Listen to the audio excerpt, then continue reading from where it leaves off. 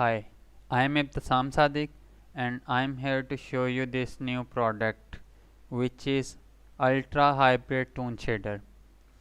Few months back I created a video on a toon shader which was very basic and limited toon shader. It lacked a lot of features. I was preparing it for a portfolio and I started fixing those missing features, and at that time I thought, why not, I should create a brand new material from scratch, a material that would convert the full-fledged realistic scene to a toon shading in an instant, and it will leave nothing out, it will convert everything. I wanted to make the process as painless as possible. Today I am happy to share that I finally created that product, and it can convert a realistic scene into a toon shaded scene very quickly. It's a post process material. You just need to add post process volume into your scene, and then you need to drop my material on your post process volume, and that's it. It will convert your realistic scene in an instant. It doesn't matter what kind of scene you have. Even if you have a problem in your scene, my shader provides all the tools to convert your scene and fix your issues. So you will have all the tool in your arsenal. If you want to use this shader and you bought this shader, then I would recommend watching this video whole, because I explained everything in this video in detail, and I also explained all the possible scenarios and issues. So that video is going to help you a lot.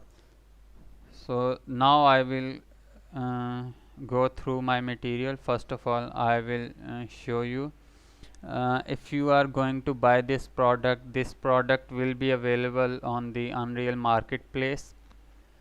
Before I go into detail, I would like to show the process how you can add the material into post process volume. For people who are new to Unreal Engine, it would be easy for them to understand. I already implemented it, so I will disable it using the shy icon, and post.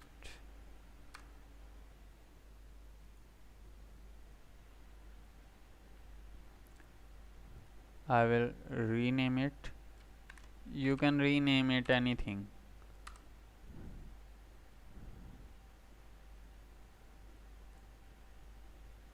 After selecting it, you can go to the details section and you can press characters. It will start showing you the option.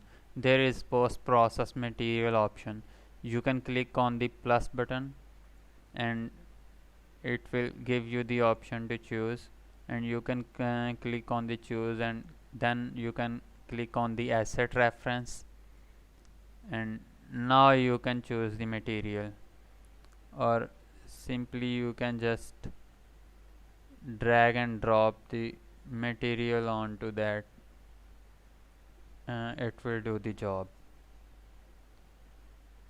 So just like that. And if you are wondering why it's not doing anything, it's because it's not set to infinite bound, so you can enable the option from the post process volume. If you type infinite, it's called infinite extent unbound. So if you check that option, then you can see the effect. It converted the whole scene instantly. So I already have the post process volume, so I will delete that and I will use the existing one.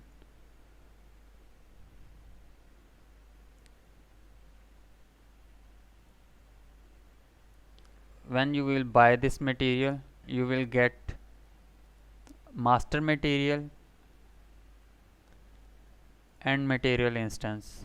and all the modules and functions that have been used in this material. So I created all of those functions for this toon shader. So now I will go through my material and explain each and everything. Sorry, that's the master material, and if I go to the instance folder and open this, and just let me move material window into the main window, so on main monitor, so you can see that.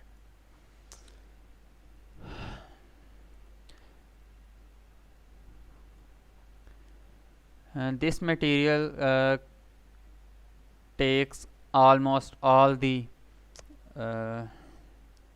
shading models that comes with the Unreal Engine. For example, default lit, the unlit, the two-sided foliage, single layer water, translusive as well. But for translusive there is dependency of DLSS. It's NVIDIA's plugin which is free. You can get it from the their website. Let me show you, because by default Unreal Engine doesn't make it easy for us to manipulate the translusive objects in post-process materials. So luckily DLSS does something which makes it possible to mask out the translusive object.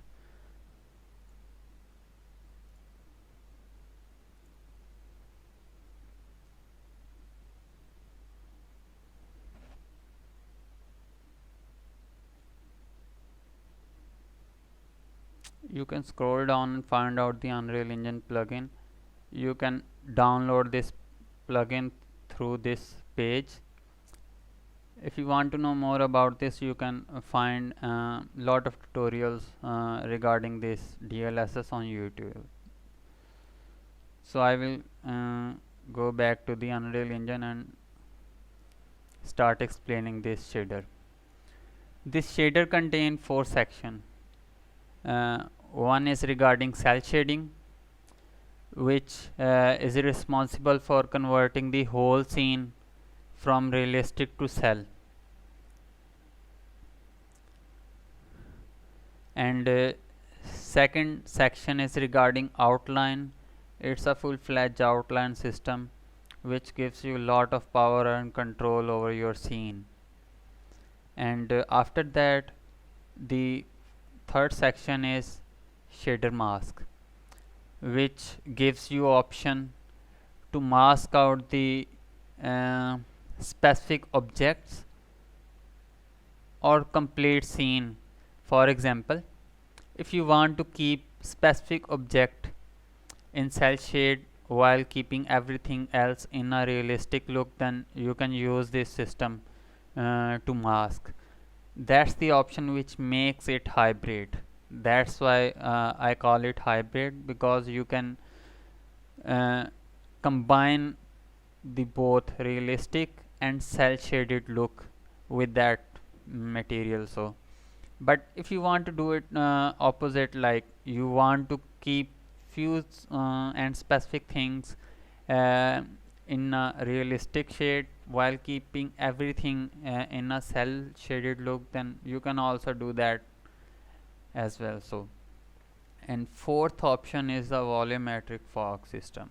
This whole cell shaded system is based on the base color, which makes it very hard to convert the realistic fog to the cell shaded look. So that's why it's almost impossible. So to compensate that, I added a built-in fog system which isn't volumetric actually, but it gives the illusion of volumetric. It creates the grid of UV spheres in the world, and instead of moving those spheres along the camera switch those spheres and it creates the illusion of volumetric.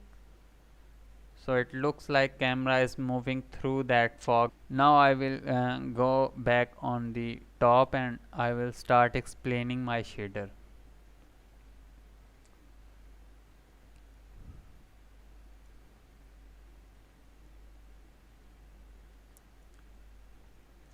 First of all, that's the cell option, and if you hover over any option, as you can see, it provides the proper documentation for every single option. So if you forget something from this instruction video, you can still hover over the option and find the use of the specific option.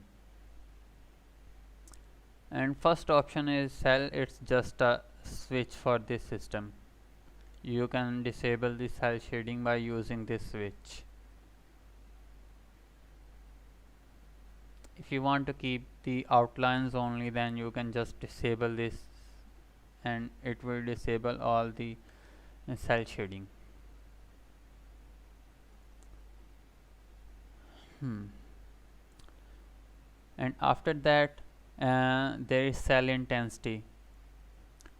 It's option which allows you to blend the cell scene and a realistic scene. You can drop this in the middle or below. It will allow you to blend the scene in between both realistic and cell shaded look. If you want to go with the cell shaded look, then I will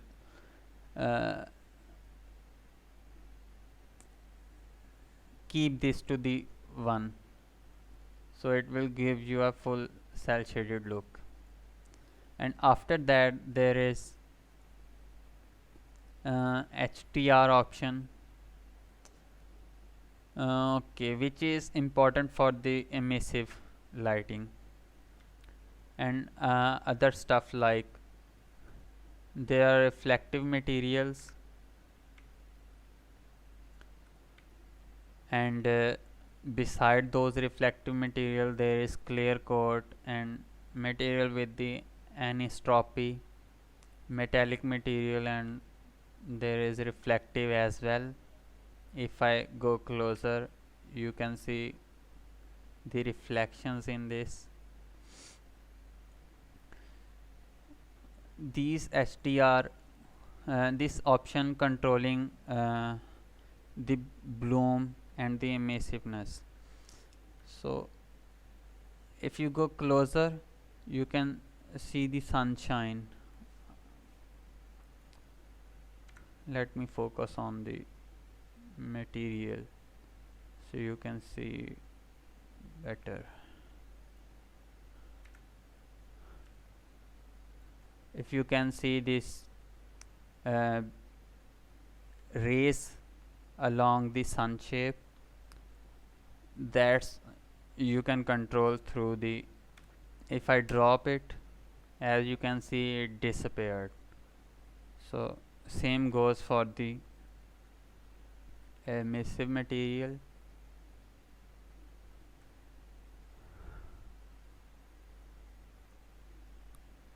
If I set it to default, which is 1000, as you can see it's glowing again. So just let me drop my camera's speed, which is making it impossible to navigate. So and after that there is a pitch black option, which gives the option to override the extreme blacks, and it's not useful for the day scenes. My material and I would also like to mention that it's also compatible with the day and night system, which makes this option useful, because at night you can see the effect better.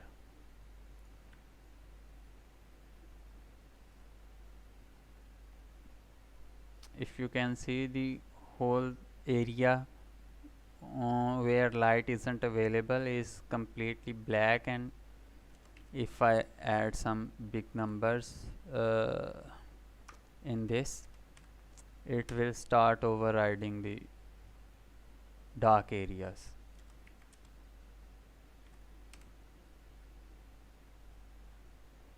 You might need to navigate a bit into viewport because sometimes it doesn't update, because I am using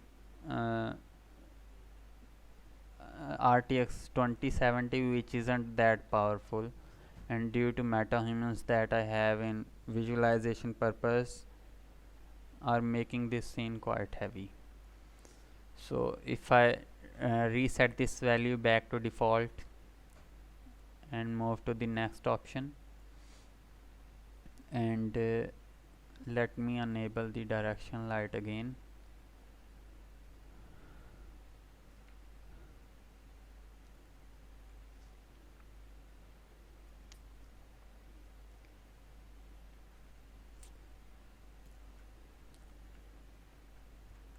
And next there is water contrast option. To explain it, let me open a reference image first.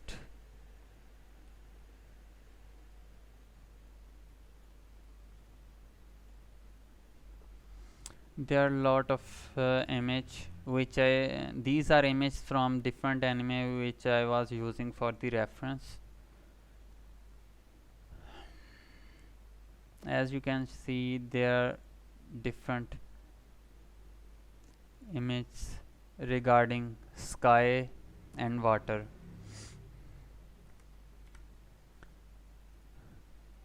In some image, sky is bright and water is bright, and in some image both are darker. As you can see this image, in this image sky is too bright. So based on those variations, I provided the controls to control the contrast, so you can lighten it up or you can also darken it up based on your desire and likeness.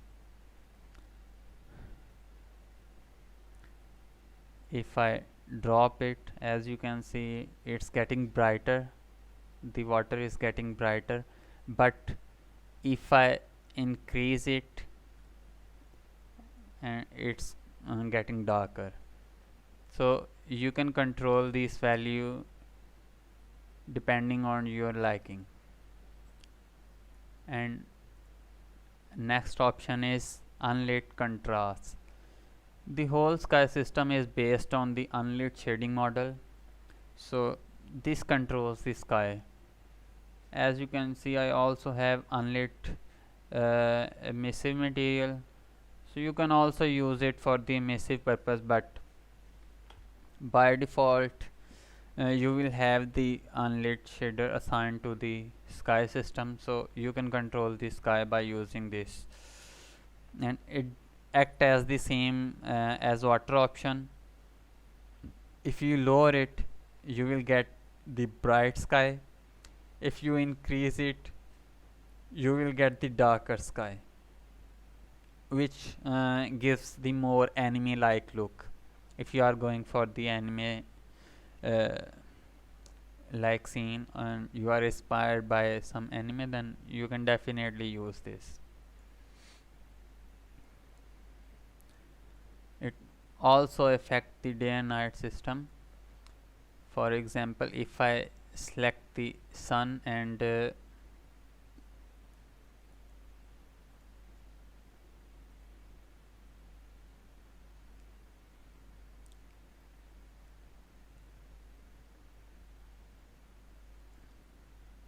as you can see,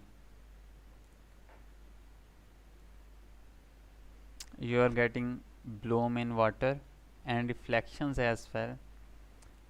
I also tested it in 5.1, which gives the support of water reflections and the translucent reflection, so it's going to look better in 5.1.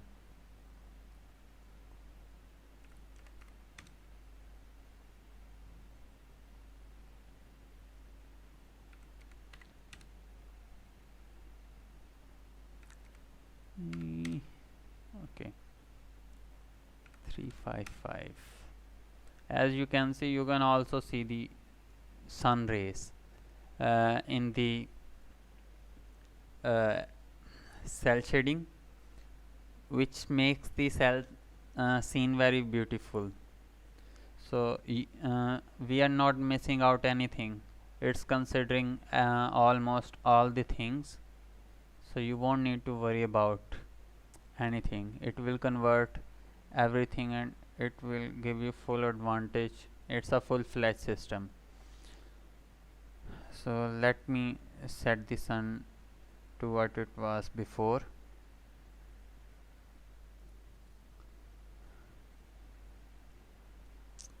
And if I drop the sun intensity, you can get the looks similar to night time, and it also considered the emissive material just like lumen. It's specially made for the lumen and dynamic scene.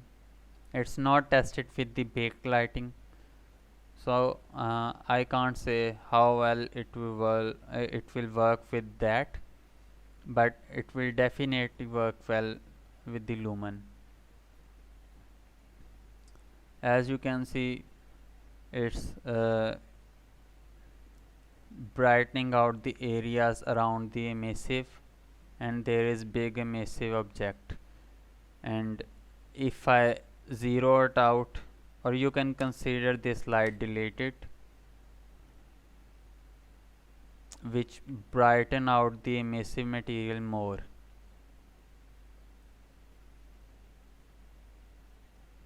And based on this emissive light, there is no light. This all the glow that you are seeing, it's only caused by this emissive material. And this right now I am not using hardware ray tracing, but if you enable hardware ray tracing, it will improve the scene a lot. It will make this lighting very consistent. If you see shadows are moving a lot, so it will remove these issues if you enable the hardware ray tracing support. I tested this feature, so that's why I am saying that it will improve and it will remove this issue. I am using low end card, so that's why I didn't enable for this video, because it would make a lot difficult for me to record it otherwise. So okay, I will re-enable the light.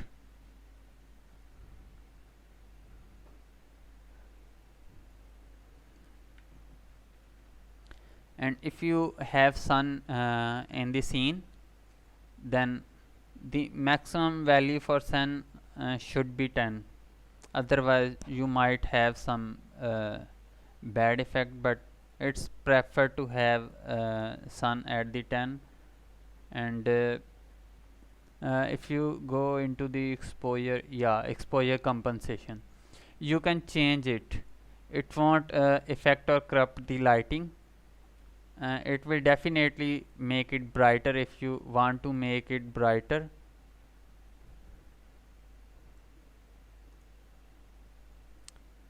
Or if you want to decrease the brightness, you can definitely do that. You can change the exposure values. It support all these things.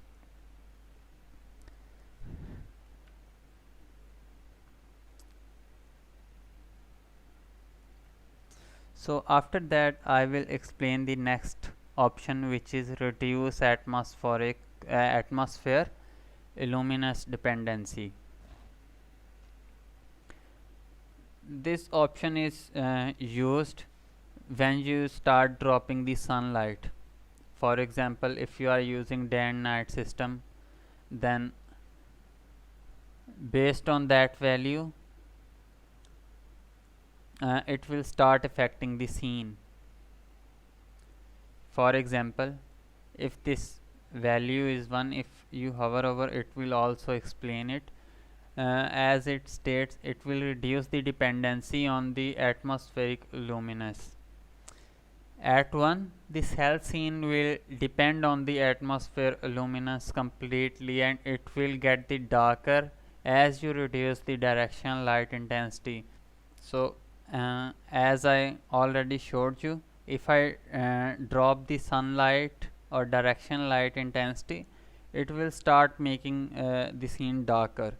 But for example, if you have a night scene and you think the light isn't enough, or you want the areas less darker, then other than pitch black option, there is another option which helps you brighten up the dark areas.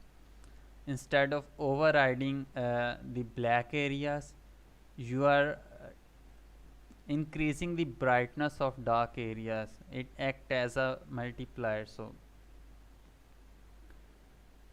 the higher the value, the more time it will take to affect the scene. For example, default value of sun that you are using in the day and night system is 10. So if the value is too high, then you will need to drop the sun intensity a lot before it will start affecting the scene.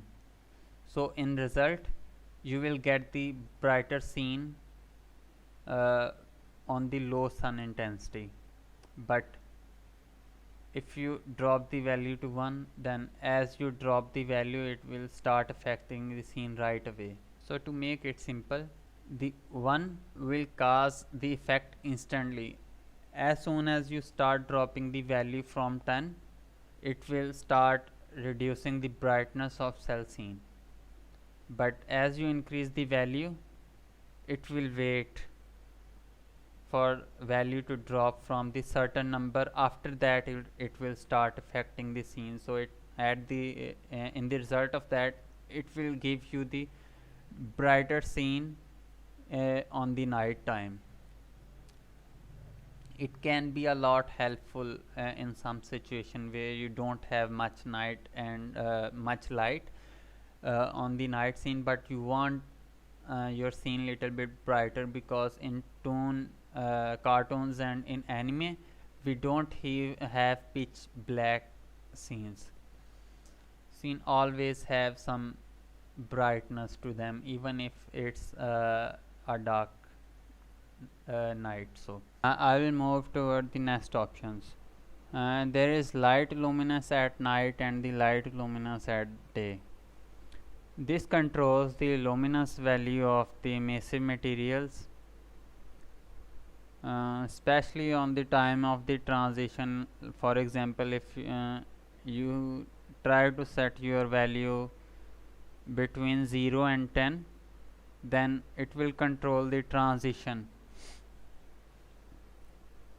It will increase or decrease that luminance from these emissive objects. For example, if I drop the value and set it less than 1, so it will give the proper idea. And if I enable the light luminance at night and start increasing the value, as you can see, you can increase or decrease the effect.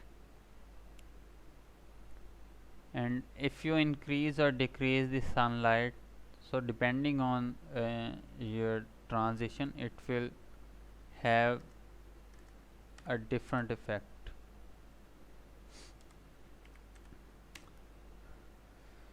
So by default, I like to keep the night value at 1, which makes the effect reasonable, but 0.5 for the day, which makes it almost less noticeable at the daytime. because I during the development I tested this shader a lot, so I set the default value based on my personal preference, but if you want you can manipulate those values to fulfill your need and likeness.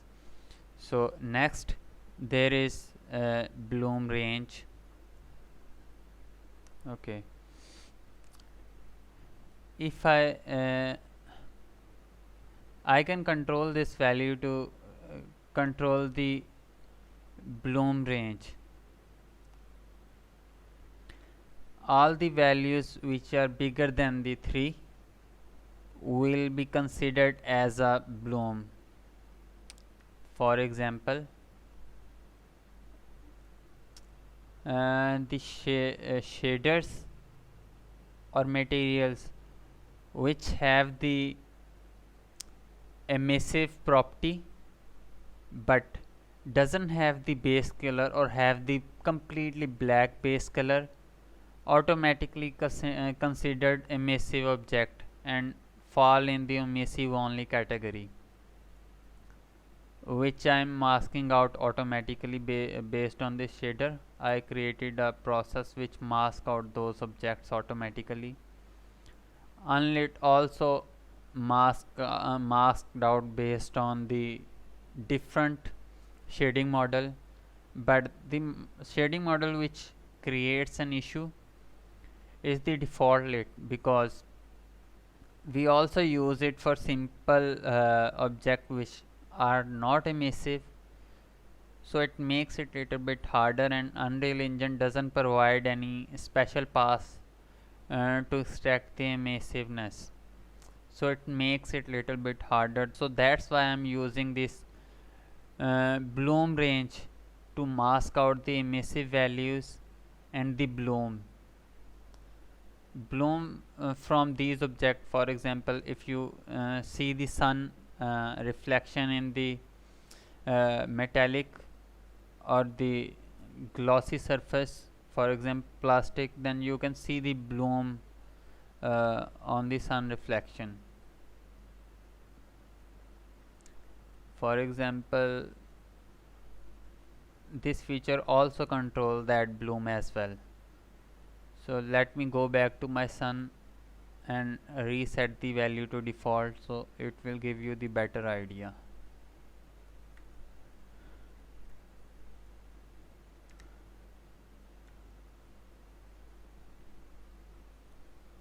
As you can see the star effect on the sun, and that's the bloom that I'm talking about. Due to this we are getting this bloom. So if I set the value to less than 3, it will start considering the other object as well, because shader will start including those objects into the bloom range. So if I set it to 1, then as you can see this text is also more lit and this area is also more lit. But if I set it to 3, now the only lit part is that. And also if I zoom out and move back to those emissive object, and if you focus on this emissive base color, these are the object which have the emissive property, and also these object have the base color property. So if I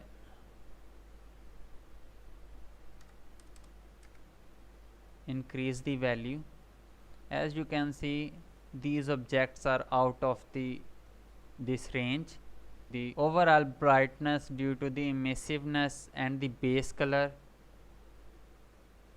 is less than the 100. Due to that, now it's not considering these object for the bloom range, so it's excluded those objects.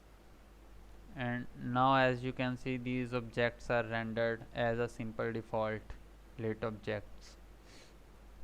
But if I set the value to default, it will start adding those objects into the HDR objects, and it will enable the bloom for them. And if you see that dark object, it has the value less than 3, so that's why it's not emissive. In realistic shader it is little bit emissive, but for cell it's not considering it. So the next option is emissive and bloom intensity. It does what it states. It controls the intensity of this glow.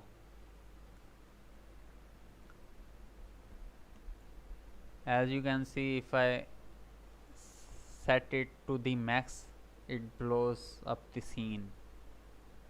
So you can control this to increase the intensity of this bloom, so you won't need to go through each object and increase the emissive value of each object. This shader provides you the full control, so you can affect the mass scene based on these options.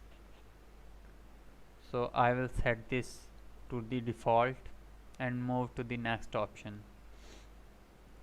Next option is the max roughness range. It controls the reflective objects. If I move to the left, there is metallic, which is full reflective, and clear coat, and the default lit with the anisotropy. So that's the roughness range, the maximum roughness range, which is set to 0.35. From 0 to 0.35 are the roughness values which will be considered for the reflective objects for this cell shading. You can increase it. If I increase it, it will start considering the other objects, and it will use the HDR color for those objects. But if I decrease it to default, it will use the base color for these objects, but it will use the HDR scene for the reflective objects. If I drop it to 0, then I guess these have 0 reflection, so that's why it's not having any effect on that. So let me check out if there is something else in the scene.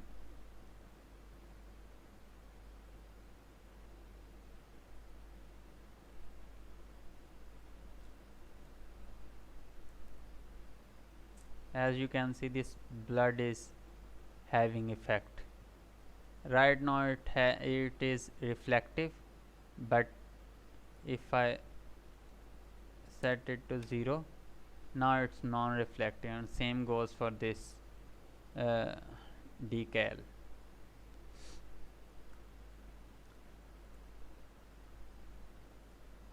And for example, if you have a scene where all the reflective objects have less brightness or aren't bright enough, then you can control that from this option. Still, you won't need to go through each object and control the roughness through there. You have a global control for that. You can increase or decrease that brightness.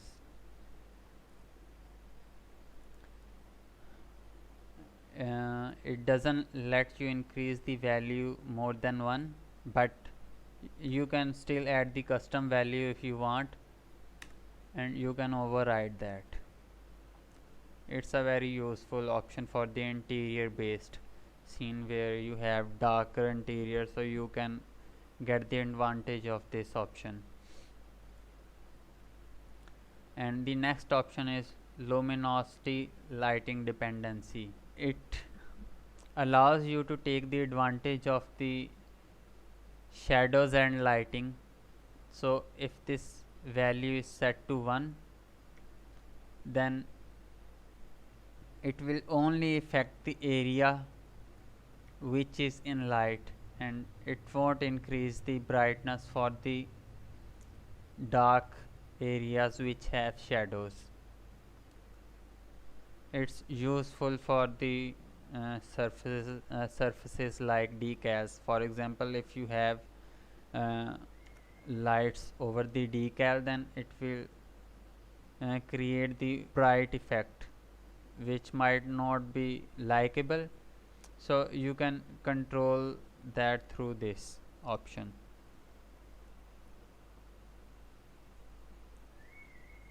As you can see, it's only making the darker the light parts.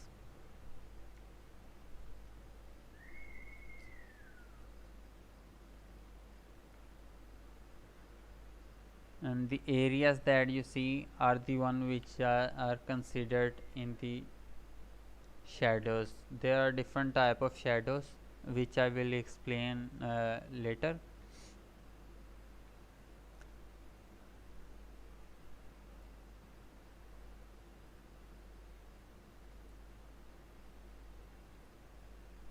As you can see, if I drop this value to 0,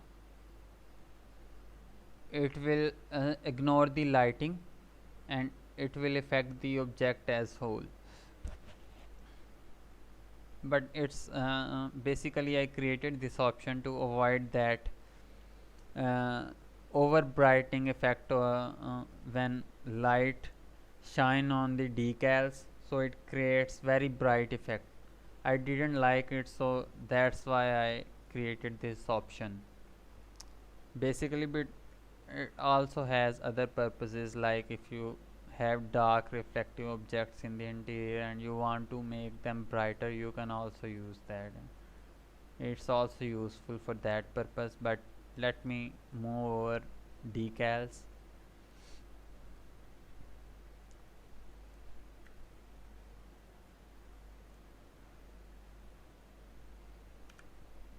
Let me focus over this decal so you will get the better idea.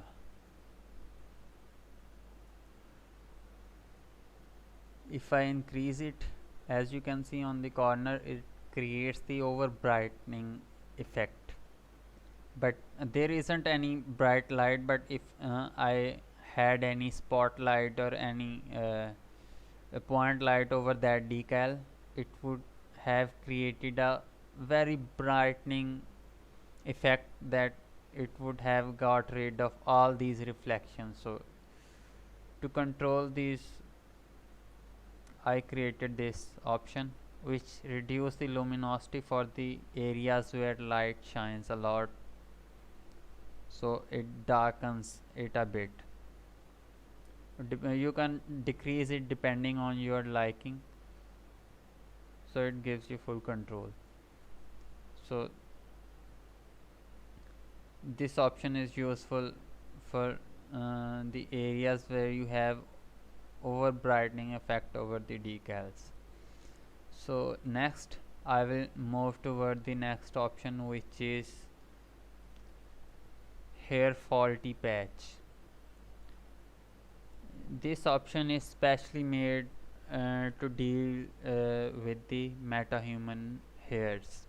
So if I scroll down and enable those metahumans, now these are the first two options are mid saturation mask and high saturation mask. By default it's creating a low saturation mask based on 0 to 0.5, because in mid saturation you have 0.5 value, so it's automatically creating mask based on that. And it's creating mid saturation mask which considered the value from 0.5 to 0.75, which is high saturation mask. And high saturation mask is considered from 0.75 to 1, which is the maximum value in the grayscale. So all these masks control these options. These are three different brightening option for the hairs. The way metahuman hairs are being rendered, it creates a very irritating problem in which it black out the certain areas. Okay, let me set these values to default and set everything to 0, so it will give you the better idea. That's what we get by default. That's the issue. These areas are the one where we are not getting any base color information, which makes it extremely dark, and it's almost colorless, it's completely black. So I'm controlling the saturation of the hair to create the mask of the dark, mid bright and the extremely bright hair areas. I'm considering these three sections because people have different color of hair. Some people have white color, some people have black, and some people have brown. So based on that, I'm considering these three categories. So this option controls the minimum minimum luminosity area, which is controlling this section, and then I am controlling the mid, which is controlling the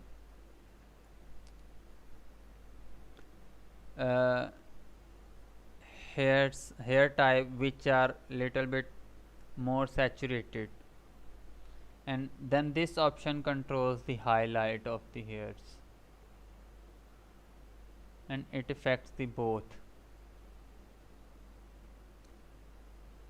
less saturated and more saturated. So that whole area controls the error that is being generated by the metahuman hair for the cell shading. So after disabling this, I will move toward the next option. This next option is the cell base color bright vibrance.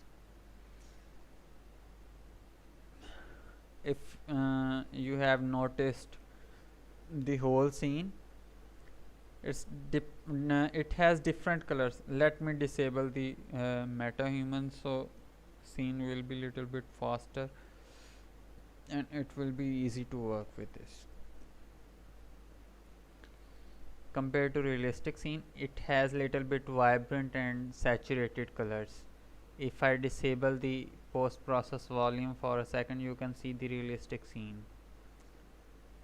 It's less saturated, colors are less vibrant, but if I enable my cell shading option, it gives you a unique look where colors are saturated and more vibrant, which gives the more cartoonish and saturated look, which I liked a lot.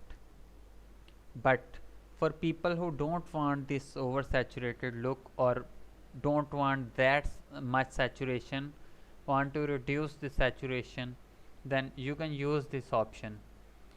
If you set this value to 0, you can get the realistic color while keeping the cell shaded look. Or if you want to set the value in between, then you can also do that. You can set the value depending on your desire. You can increase it or you can decrease it.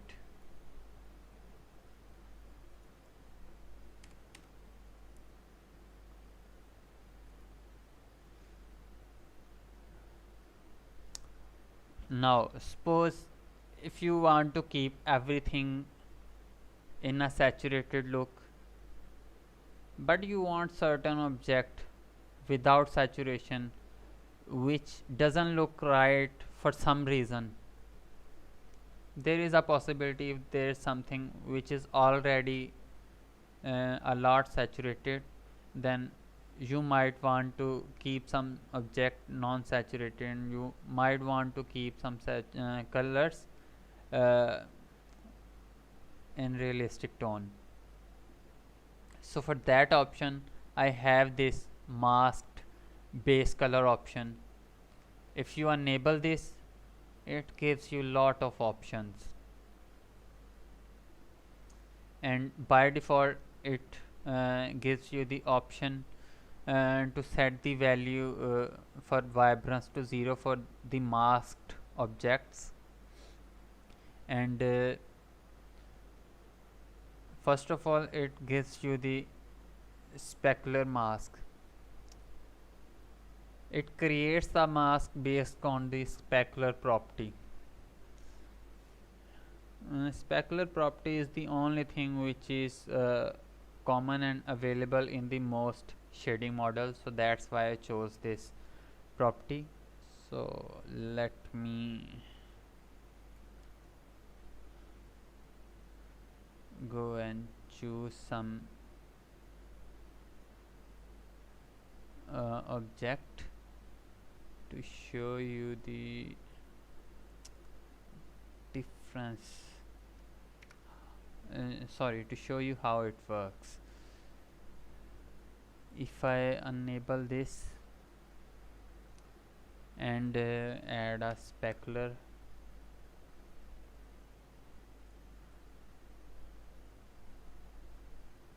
and set some different value which is 0.1, you can set anything.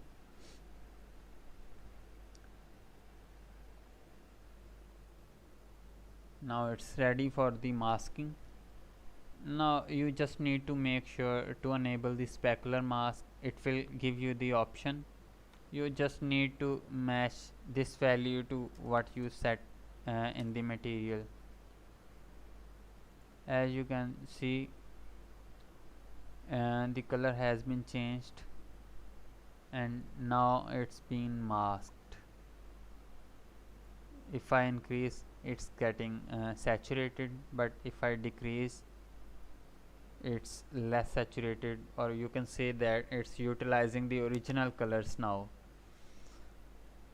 Or it also gives you the advantage if you want to set some object with the less saturation, you can also do that as well. I know it's complicated, but it gives you more control over the scene. So there are also other options which are based on the different shading model that Unreal Engine provide. And let me close this. Sorry, I would like to remove this specular option that I added a custom value. I would like to remove it and to keep this scene to default. I'm sorry if this is getting destructive. Okay, now if I zoom out,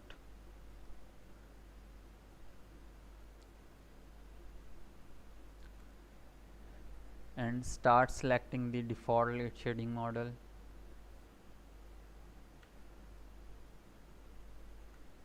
as you can see, the default lit is being affected by this, and non-specular default lit, which is landscape,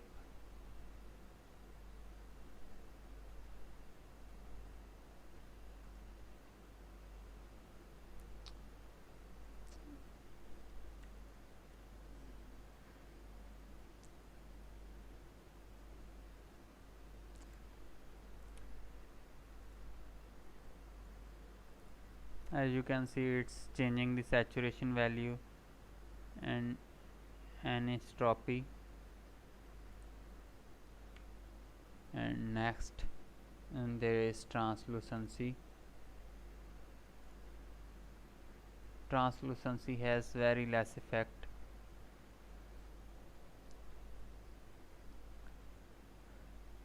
and then there is subsurface,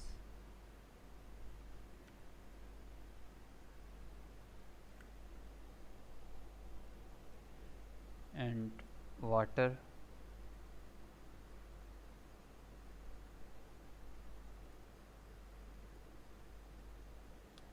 So that's how it works. You can choose any option, you can add it into the mask, and you can control that to separate it from the scene, and you can give it a different value, which makes this option very powerful. There is cell, skin, eye, hair, color, which is regarding the shading models which are pre-integrated skin, subsurface profile. It also includes the meta-human, eye shading model, and hair shading model. For people who don't know what I am talking about, or people who are new to Unreal Engine, if you are using meta-human, then it will control meta-humans and the other human type other than meta-human if you have the older versions of character. By default it doesn't look with the saturation, so I'm using the original color for the meta-humans and the skin shading model, eye and hair. It's important to keep all in one section, because when you look at the skin and at the same time you look in the eyes of the character, it doesn't look good if you have different tone. So that's why I kept all these in the same section. If I increase the saturation, you will see these all of these options are getting saturated. I like the original color for these, so that's why I kept the vibrance to 0. But it also has the option to mask out the object. For example, if you have some for example, if you have some birds or animals, you can definitely use the saturated look for them. They will look good. So if you enable this, it gives you the option which gives you the maximum vibrance by default, and it also gives you the option for the specular mask. Just like the simple base color mask option, it has the specular mask option which works the same way the other specular mask does. Other than that, it has the option to mask out the pre-integrated skin shading model and subsurface profile shading model, eye and hair, and you can also isolate the custom depth as well. The people who have the technical understanding will understand better these shading models. When you create materials, you have the option to set your material and assign a proper shading model to that material, so it gives you the realistic result when you use a proper shading model.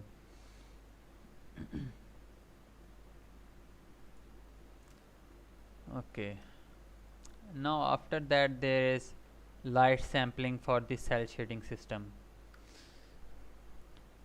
Okay, light sampling section contain different options. First of all, it gives you the control to capture the lighting. In that, it gives you the option to capture the highlight, soft shadows, hard shadows, ambient occlusion, and the dark areas in the scene. If you drop the value, it's considering the minimum range, so from this value to infinite range, it's controlling that range.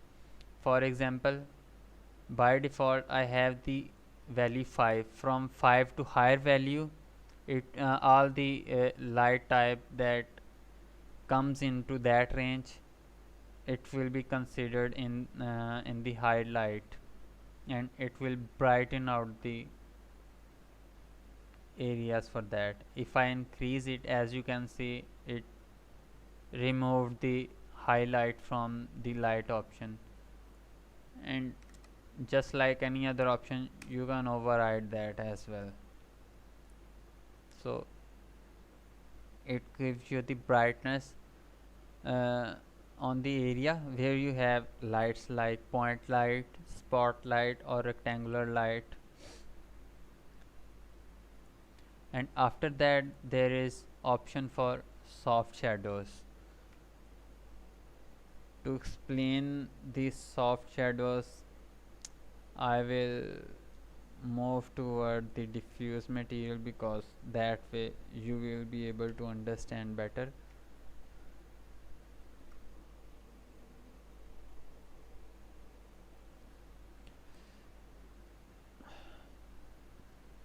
If I increase it, it increases soft shadow range, and it starts considering the more area. But if I decrease it, it reduce the shadow range, but it should not be less than this value, which is hard shadow range, because hard shadow is overlaying that soft shadow range, so it won't matter if you reduce it. If you want to reduce it, you need to reduce the hard shadow as well.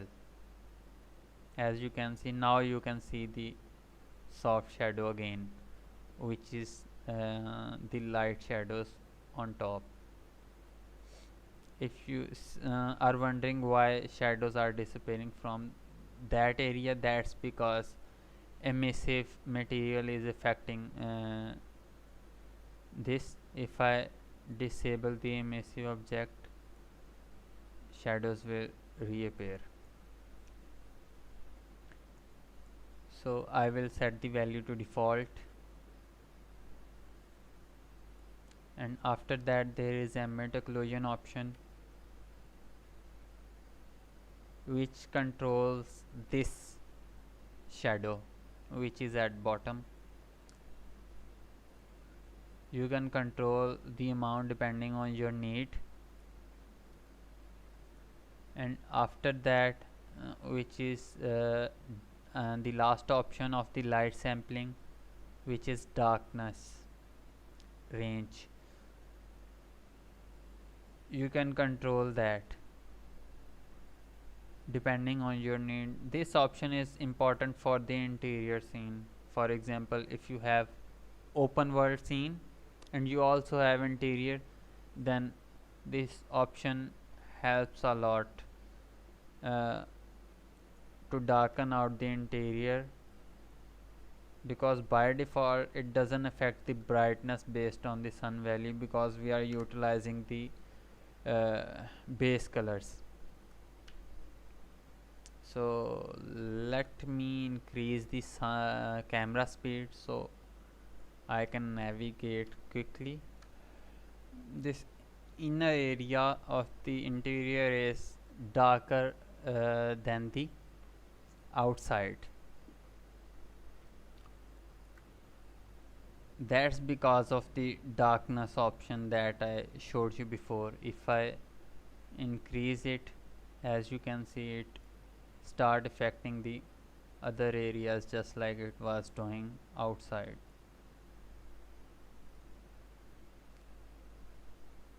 So after that there is brightness, which controls the whole brightness for the lighting.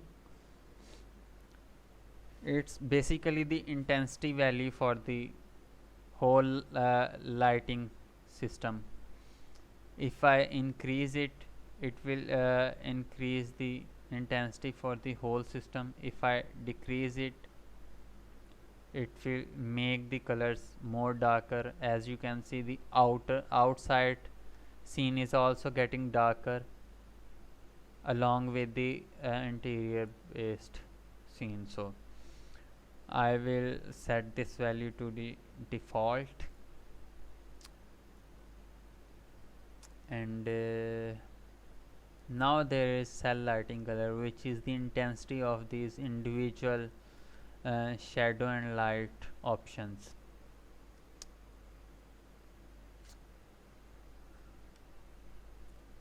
First of all, we are in the interior, so I would like to show the darkness intensity option. If I increase it, as you can see, it's uh, creating a weird effect. That's because you are not supposed to increase the darkness intensity more than the ambient occlusion intensity. If you want to, then you need to increase the ambient occlusion intensity more than darkness. It should be higher than the darkness intensity, and same goes for the hard shadow intensity. It's just like the range options. Ambient occlusion should be greater than darkness and less than hard shadow intensity, and hard shadow should be greater than ambient occlusion and lower than soft shadow. It's just like it's aligned. You just need to make sure that if you keep the alignment in mind, it will be easy to remember. But if you hover over it, it's also explaining it, so you don't need to worry about that. Soft shadow should be less than light intensity and greater than the hard shadow intensity. So if I drop it, I can control the dark areas. But if I want to increase it more, for example, ambient occlusion intensity is 3 and 0.25, I want to make it 3, then I also need to make it higher than the darkness to get the proper effect. Sometimes it won't create weird effect, but most of time you will have some weird effect in some areas, so you need to consider that.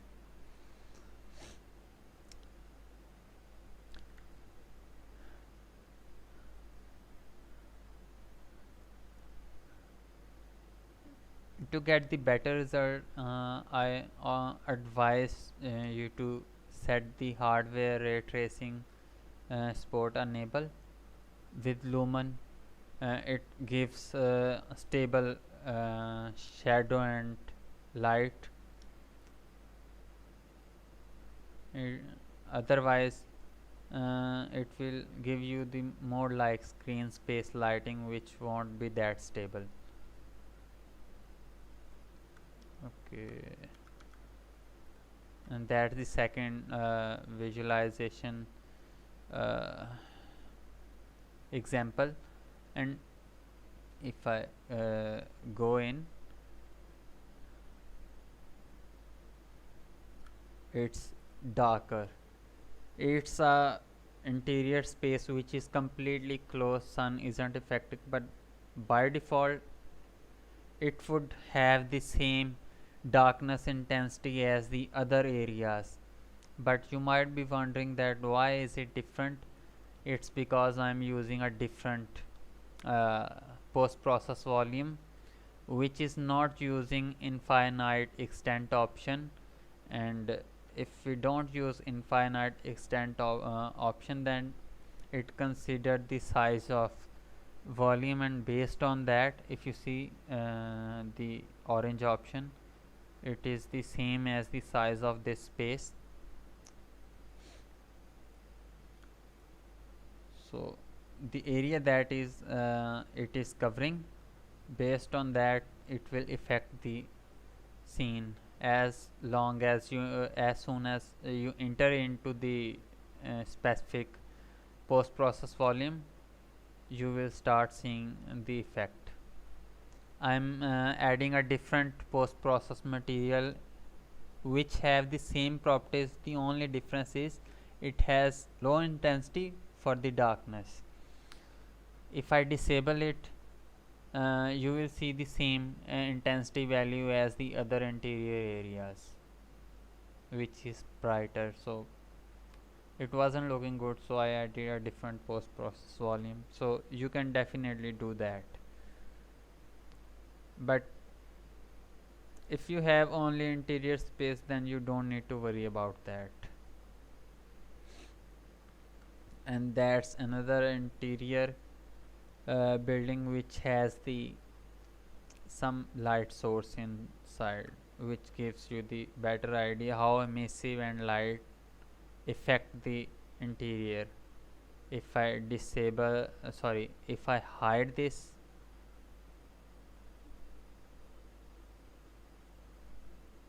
it will affect. As you can see, the luminance around this object is gone, but if I enable it, it starts showing this luminance again. And let me select the light.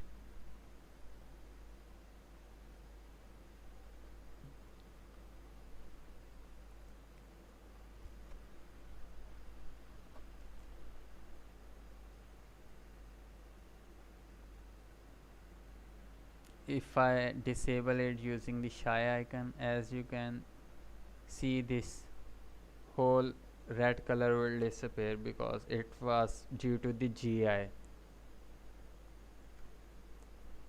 And if I enable it again, it will start affecting the scene again.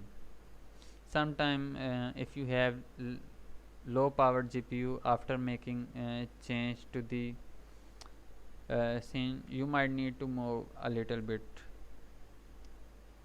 because it takes some time. Otherwise it will does the job automatically. It might take some time to take effect depending on your scene, how powerful scene you have and how powerful GPU are you using. So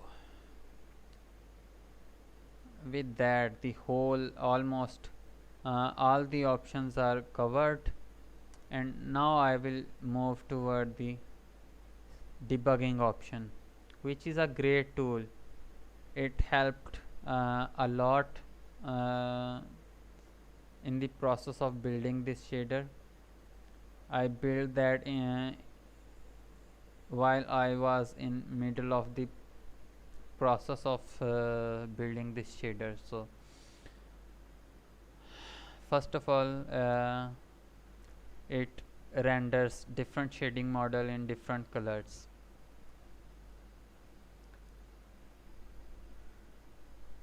It has different shading model for the unlit, and you can change the color as well if you want.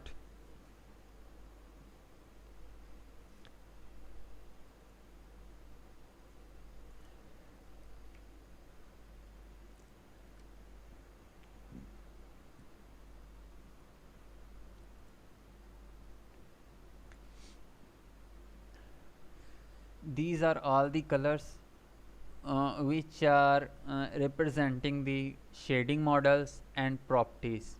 For example, this color is representing the emissive object, and when I say emissive object, I only meant by those emissive object which has the emissive property only and don't have base color or have completely black base color, because as I explained before, it's being handled separately and it's being masked out separately, so that's why I have separate color referring to that. As you can see, this is also part of that emissive only option, but it's overtaken by bloom, which is fine. So as you can see, bloom is being rendered with the pink color. and you can check out the areas which have bloom.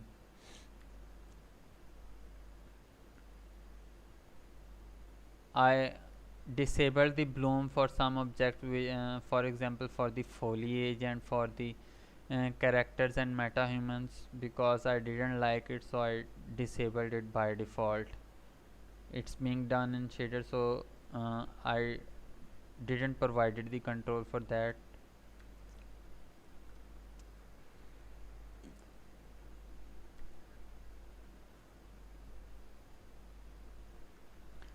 And after that you have the option to control the vibrance, masked color vibrance. This is the option which start rendering the colors in a realistic way. If you are using the mask base color to get a different look for some certain objects, then it will definitely be useful. If I enable some mask, it will give you the idea. All the objects that have specular value of 0.5 are being rendered in a saturated in a realistic colors, which represents the masked base color, but all the color that are being rendered with the desaturated realistic textures, those are the colors which represents the skin, hair and eye shading models. And if I go to the option and enable this option, it will start showing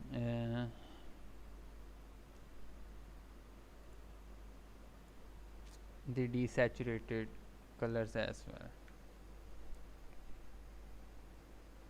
As you can see, these skin options are desaturated and the other shading models are in color. If you are seeing the original color and some colors in the desaturation, so that gives you the idea that which category they belong to, and if they are being rendered with the realistic colors and textures while you have the cell debugging mode on, that means these are the mask object which are utilizing the masked color and mask base color option. So that will help you a lot.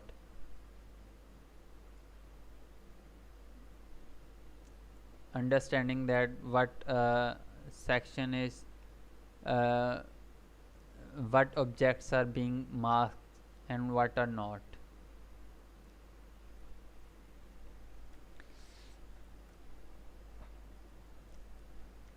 If I zoom out, you can see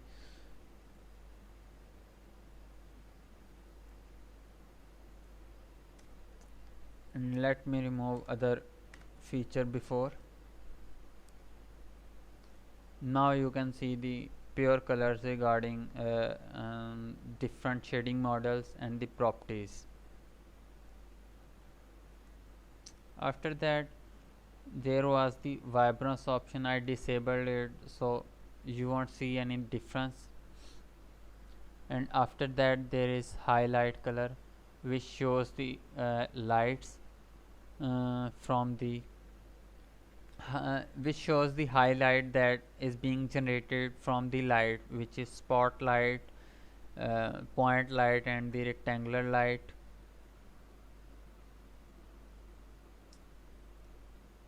And after that, there is another option which is light luminous color opacity.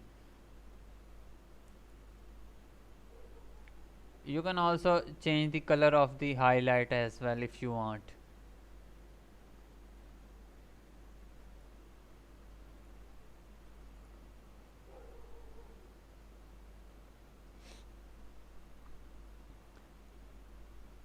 And if I increase the light luminous color opacity and disable the light, then all the area which is covered with the gray color is the area which is affecting by the luminous which is being generated by the emissive materials. So it will give you the better idea, but by default it is set to the 0 because it will be distractive. It will distract you a lot, and it will hide most of the colors in the night scene, so that's why I disabled it by default. And after that there are options for shadows which covers the soft shadow color, hard shadow, ambient occlusion and darkness. If I increase it to 1, it start showing the shadow colors. You can debug the problem if you are having hard time understanding which shadow you are controlling, then you can check out this color after enabling the debugging mode. Red color represents the soft shadow, hard shadow is represented by the green, ambient occlusion is represented by the blue, and the purple is represented by the purple is representing the darkness. So it gives you better idea where are shadows, and if you want to control these, then you also get the better idea that which shadow is being affected, because it's easy to recognize them with the colors. So now I explained this section completely. Now I will move toward the next section, outline. Cell shading was the only option for which I created the debugging mode in the middle, because I found the need for the debugging system because I was having the hard time. But for every other system I created the debugging system in start because I found out that how useful it can be. So for outline system I created the debugging mode first, so that's why I will explain it in start, and then I will move toward the other options. If I enable the outline debugging system, almost all the section have the debugging system except the shader mask of section. If I enable this, it will start rendering the whole scene with the dark black overlay which have little bit opacity to it, and it has two overlay options. One is black and one is light gray. Light gray is the one which is representing the object which has the custom depth enabled. So it gives the you the idea which areas are being masked using custom depth already. As you can see, it's getting lighter. If I disable it again, it will get darker again. So it gives you the better idea. And next there is option to control the opacity, so you can control the background opacity. If you don't want to see anything in the background, then you can increase the opacity to 1, but personally I prefer this value because it gives me the idea that where am I in the scene. So now as you can see, there are different outlines. Some are yellow and some are red. You might be wondering why is that. There are two type of outlines. One type is outer line and one is the inner line. Outer lines are outlines which are being rendered based on the scene depth, and based on scene depth it's creating the outer line for the most of shapes, and inner lines are the lines which are being drawn based on the world normal and the normal map that people use for the detail in the specific materials. It consider both the normal detail texture and also the world normal.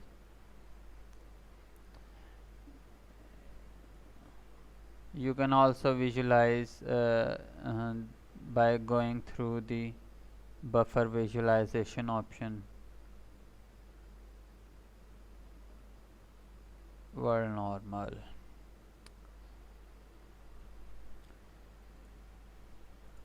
Okay. Now there are outer lines are being rendered with two colors, red and yellow, based on their distance. The objects which are closer to camera are being rendered with the red color, and it's for the outer line, and the outer lines which are far from the camera are being rendered with the yellow color. And just like that, there are near line colors, inner line colors. Inner lines which have the which are closer to camera are being rendered with the blue color, and the object which are far away from camera are being rendered with the crayon color. As you can see, there are the object. The other sphere doesn't have texture, so that's why you weren't seeing any inner lines, and these are just sphere, are not, these are not any complicated shapes, so that's another reason you are not seeing any inner lines on them. But now these objects have the texture based material, which most of you will have because you will be using the texture based material. As you can see, it has the blue color, and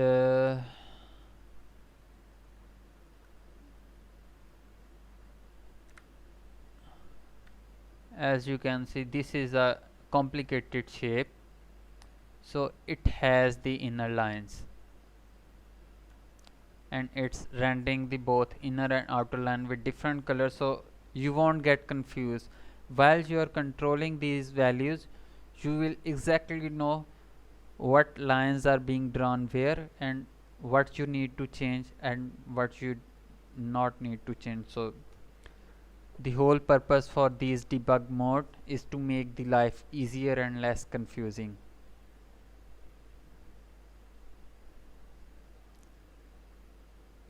Okay, I think it would be better if I keep this mode enabled while explaining the outline system. So first of all, this is just a switch. If you want to render the cell shading system without outlines, then you can just disable it, and it will disable the outline, and you will only see the cell shading. But I will keep it enabled by default. And next option is scene color. And that option is being used for the outline color. By default it is using the scene color. For that I need to disable the debugging mode. As you can see, it has the green lines and it has dark green lines, and if I move toward these objects, each object has outlines similar to the ground, but it's very hard to notice on these objects, but you can easily notice on that shape and on the far away on the grass. For example, if I go to the material of this object and if I start changing the color, then you will get the idea. If I make the color red,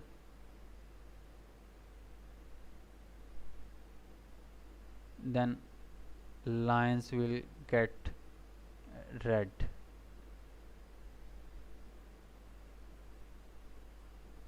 As you can see, now outlines are darker, but these lines are red. And if I try to control the opacity, then it gets darker and less darker based on your need. So you can control the scene color line opacity. If I drop it, you can get the idea that it's using the same scene color, but it's darkening it based on this opacity. But if you disable the scene color option, you can visualize it better on the grass in the background. As you can see, this color is almost same as the scene color. So but if I disable this option, it gives a custom color which is the same for the whole scene, unlike the scene color where it samples the color from the each object. So you can also assign a custom color, and as you can see, the whole scene is being rendered with the custom outline now. And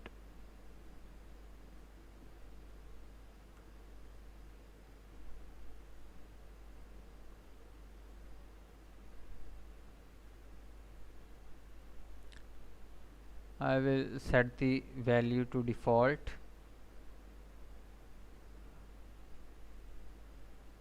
And before I move toward the next options, I would like to show you that the opacity option, the same opacity option, works with this as well. If I increase it, it gets more visible. With the scene color it gets darker, but with the custom color it will exaggerate the custom color. But if you drop it, it will reduce the custom color effect and it will disappear the outline if you set the opacity to 0. So I will set it to default and set the scene color. And for the next options, they are the line width.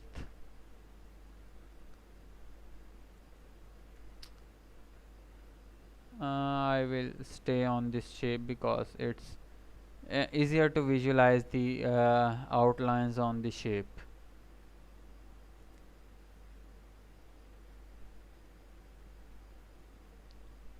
Just give me a second.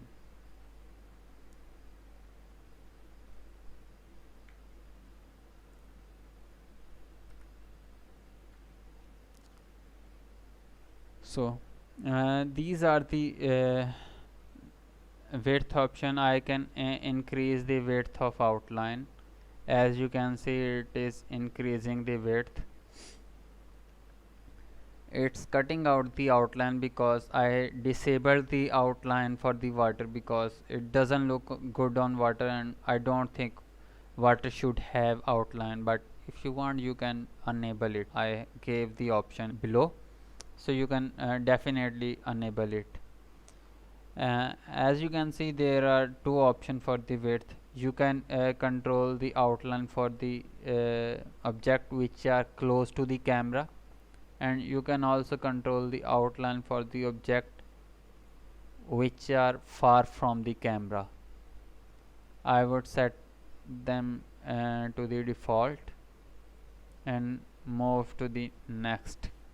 Next I will explain these two distance mask options, and this is the distance mask, and it controls the far and near mask. It creates the mask depending on the distance from the camera. So that value control the starting distance from the camera. The bigger the value, the far the mask would be, and this value control the sharpness, and this value excludes the translucency, and this value excludes the water. So I enable the wave for the water material, so it will give the better idea. And to understand it better, I will enable the outline debugging mode. If I disable the exclude water option, it specifically controls the single layer water shading model. And translucency option is specially for those water planes where people use translucent water plane. If I disable this, you will see that it will start rendering the outlines on the water, and depending on the triangle shapes. Personally, I don't like these outlines, and I don't think there should be outline on the water, so that's why by default I kept them disabled by using this exclude water option.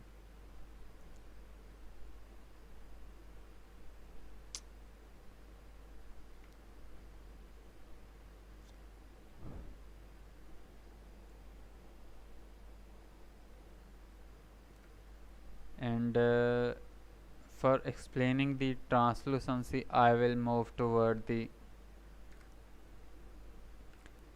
translucent water plane. As you can see, all the translucent water plane area doesn't render the outline, but if I disable this option, you can see the landscape below that water plane is rendering the outline, and you can also see the outline on the rock which is below the water plane. So if I enable this option again, it will start excluding those outline because it doesn't look good. So I will move toward the next option, which is exclude unlit option. Normally that won't be that useful, but for example, if you are using the HDRI DOM and you are using some HDRI map for the sky, then it would be very useful because that will help you to exclude the outlines from that as well. So just let me add quickly an HDRI DOM. So HDRI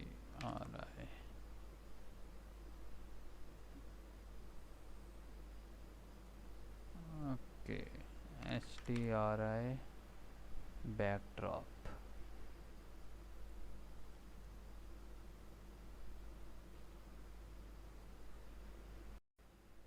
By default it seems like it's not using the unlit shading model. So for demo purpose I will enable this material and I will set it to unlit. As you can see it's creating a grid effect of outline which doesn't look good for the sky if you are using some custom sky sphere system. With some environment you might get some custom sky sphere which would be using unlit shading model, which will create that kind of outline. So to solve that problem I have this exclude unlit option. If I enable this, it gives you the distance control, which is again the similar distance control which creates a distance mask based on the camera distance from camera, and that's a difference mask which is only dedicated to this unlit exclusion.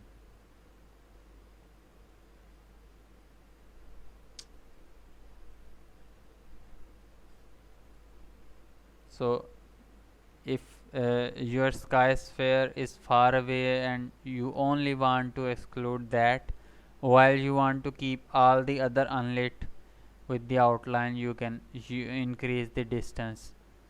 But this sky sphere size is small, so that's why this distance value is too big. So I will reduce it, so it will again start excluding the outlines for the sky sphere. So sorry, that's a DOM. So now I will disable this option and move on the next one, and I will also set the value to default.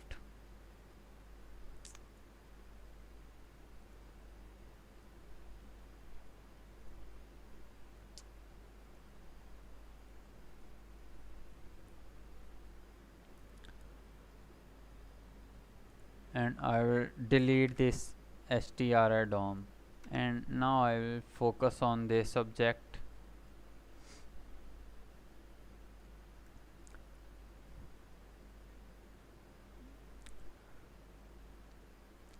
If I select this sphere and search for the custom depth,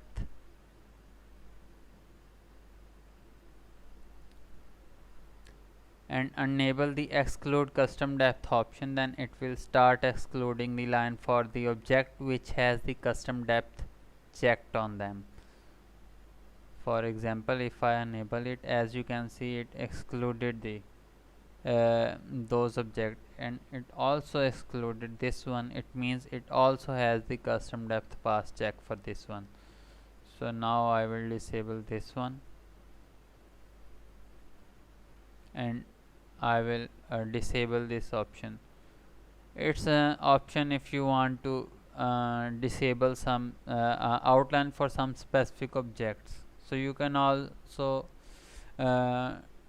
exclude some specific objects from the outline system. Now the outline section has been ended, and now it's the outer line section, which gives you the better control for the outer lines.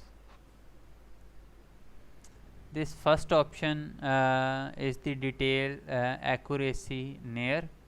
Based on this value, the higher the value, the more outline it will capture, and the lower the value, the less outlines it will capture. If you will focus on that, you will get the idea. If I increase the value, it will start capturing the outline from that area, but if I drop it, it will start displaying the outer lines. And there are the outlines, outer lines for the far distance. That accuracy controls the outer lines for the object which are far away. For example, the areas of the landscape which are far away, because when camera move far from the landscape, it starts simplifying the landscape, so it will start creating the grid like outlines which won't look good. So if I increase it, you will get the better idea. As you can see, this doesn't look good, so to overcome that issue, I have the near and far based accuracy, which is utilizing this mask, distance mask.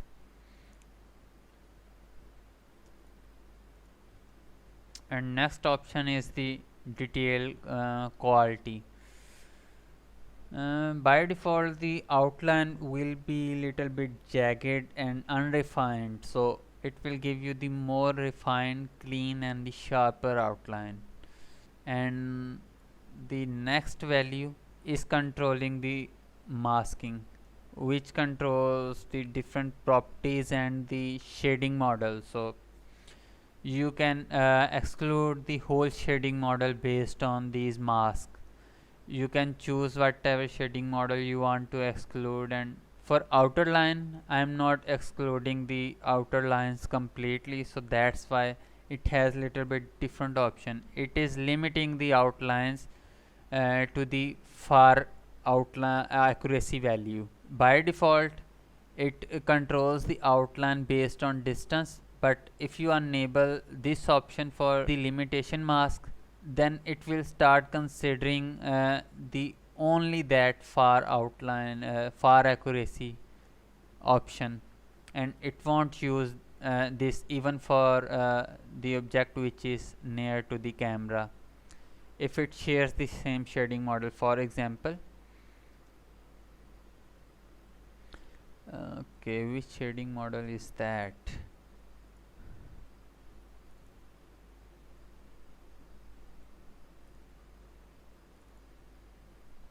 If I check out, this is the default lit shading model.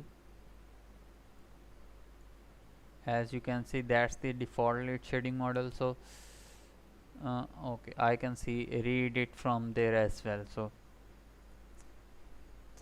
and I can also go and enable the cell debugging mode to check out what shading model is this.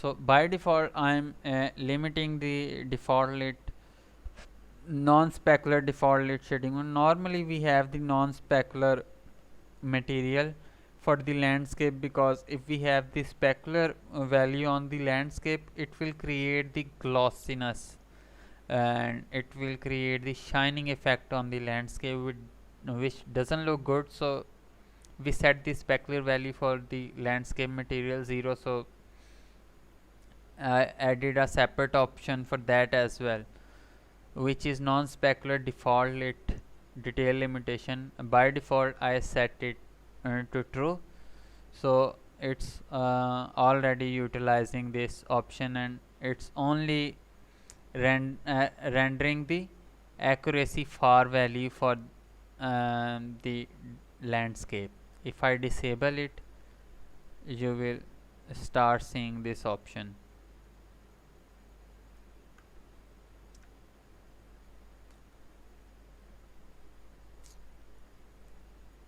But if I increase the camera speed and move away, as you can see, as I am going away from the camera, these outlines and are getting simpler and simpler based on the far value. But if I move closer to the landscape, as I am going to the closer and closer, it's start rendering the values based on this accuracy near. So you can control the blend smoothness as well. You can make it sharper, or you can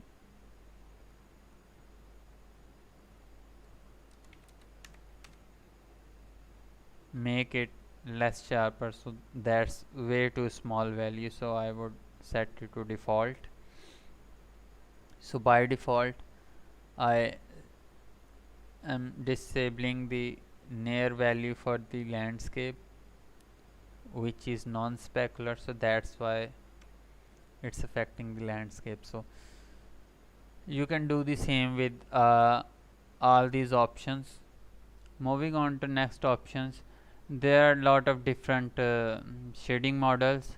So based on those shading models, you can use the limitation mask for specific shading model if you want. Even you can also use the custom depth for limitation if you want to limit the specific object. And next there is inner line option. It provides the same option. You can control the near and far accuracy, but it would be for the inner lines. And this is the same option for the quality. You can refine the inner lines with the quality option, make them sharper, but this option is different from the outer line. It gives you the control over the opacity. For example, if you don't like the inner lines, because based on texture it is going to generate outlines like that, it's snow and there are a lot of inner lines. If you don't like it or you want to reduce the opacity, then you can definitely reduce the opacity, so it will reduce the effect. And the next option is inner line lighting based opacity. By default it is enabled, and it gives you the control over inner lines based on the lighting and shadows. To understand it better, I will go into the interior building where I have the light.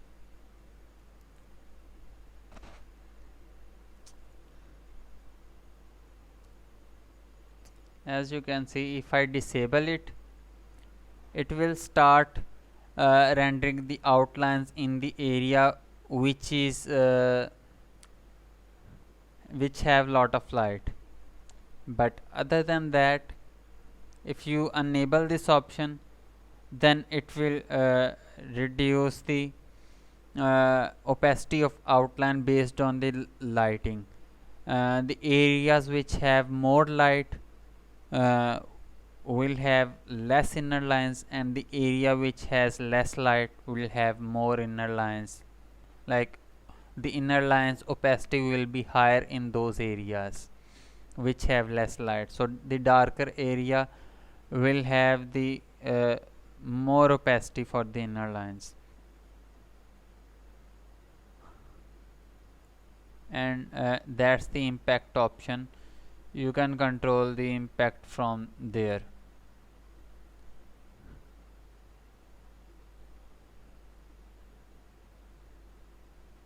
If I increase the value to 1, it will affect the scene more based on the lighting, and if I drop it, it will affect the overall scene. It won't respect the light if I set the value to 0.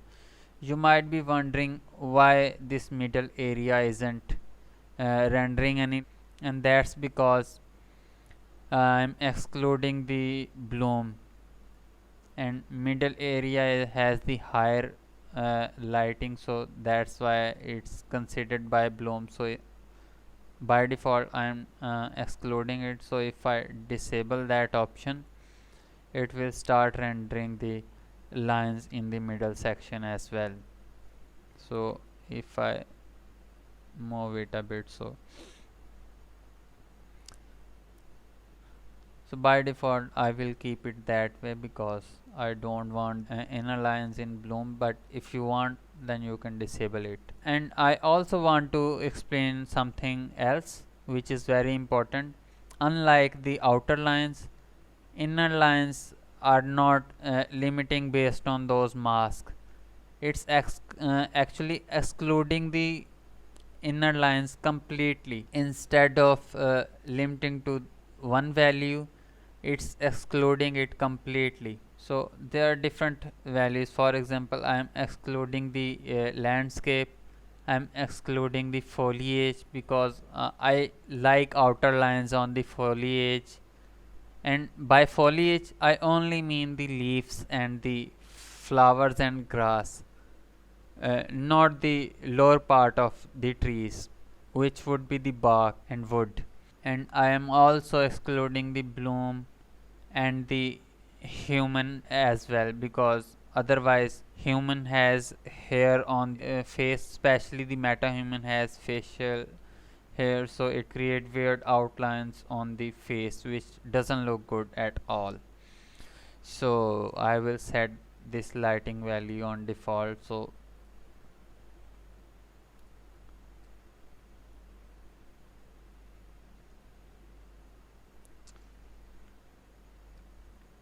and I will move toward the spheres because I want to show you the foliage again. As you can see, this is the bark material of tree, while these are the grass, and this is the same leaf material. Actually, this bark material and this leaf material is from the same tree, so you can visualize the both while understanding this exclusion system for the inner lines. If I disable the exclusion for foliage, it will start rendering the blue colored inner lines for the all these objects.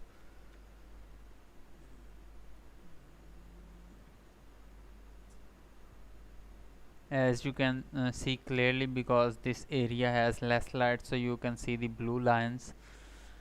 But if I enable the exclusion mask for the foliage, it will only exclude the part which has the two-sided foliage shading model.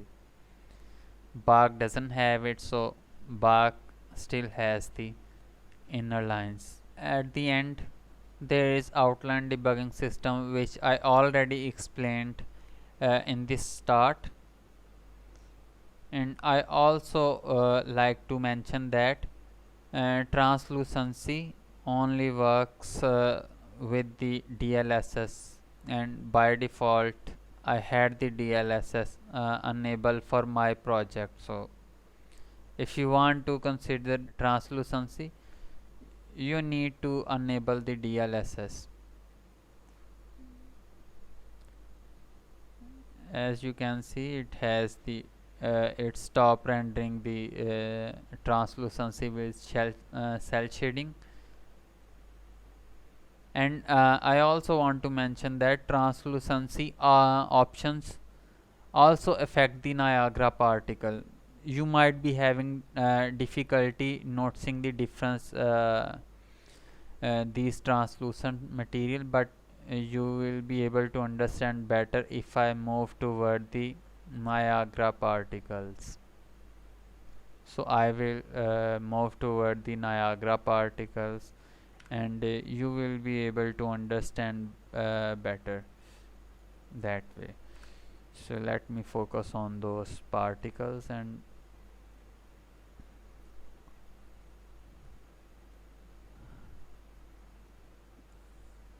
as you can see, this fire is saturated, more saturated, and smoke has bending because it's rendering it based on the soft shadows and hard shadows.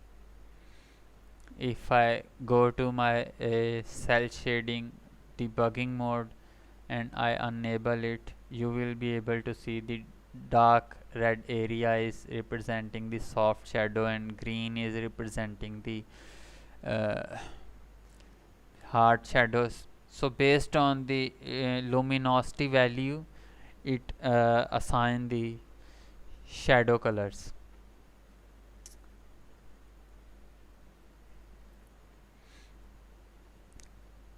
And if I disable the DLSS, you will be able to see it will disable the cell shading for the translucency and Niagara particle. It will render them as realistic. So I'm going to disable it, and if I click somewhere else, as you can see now, bending is gone. Even if I enable the cell shading mode, you can see it's not being affected. So if you are wondering why glass isn't being affected or why Niagara particles are not being affected, then that means DLSS is not enabled. This is free plugin and it's provided by Nvidia. You can easily get it, so it's a good deal. Otherwise, without it, Unreal Engine doesn't support the translucency manipulation from the post-process material. At least I don't know, but if any of you knows that and there is a way, please let me know. I will happily remove that dependency for the DLSS, and I would like to make it independent feature as well. So now moving on to the next option, which is shader mask. It controls the whole tone shading and it masks out the areas based on your selection. By default this mask is disabled. If you enable it, by default it has the custom depth only, so that's why the everything else has been disabled, and the only thing which is being rendered with the cell shading is this shape, this mesh. And at the end there is a option to invert the whole mask, and if I zoom out a bit, you can clearly see that as soon as I click on the inverted option, it will exclude this and it will start rendering everything else with the cell shading. But as soon as I uncheck this, it will start rendering this with the cell shading and it will stop rendering everything else with the cell shading. So but you can change that. You can if you want to render some specific shading models, this mask is also very powerful because it gives you the lot of option based on all the shading models that Unreal Engine provide. Let me make sure if I enable the DLSS again or not. So now if I enable the default lit shading model, and I can also add other shading model as well. As you can see, foliage is not being rendered with the cell shading, so I can also render it. For example, if you want to have a scene where you only want to render foliage only, you can also do that as well. But other than that, you can check each shading model and it will start adding into the mask.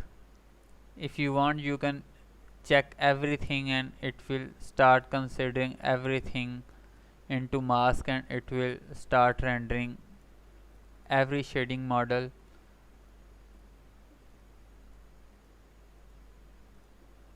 with the cell shading. And just like before, you can invert the whole thing if you want. So I checked everything, so there won't be anything being rendered with the cell shading.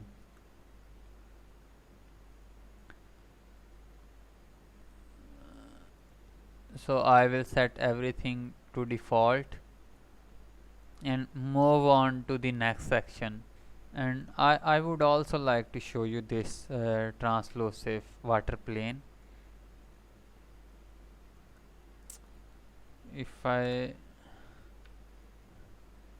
also like to mention that for time being Nanite doesn't support custom depth. I don't know if they provide the feature in future, but for time being if you want to use custom depth option, you need to make sure that you are not using Nanite for that certain object, but you can keep everything else converted to Nanite, so that won't be a problem. As you can see, if I disable the DLSS, it will change the watercolor.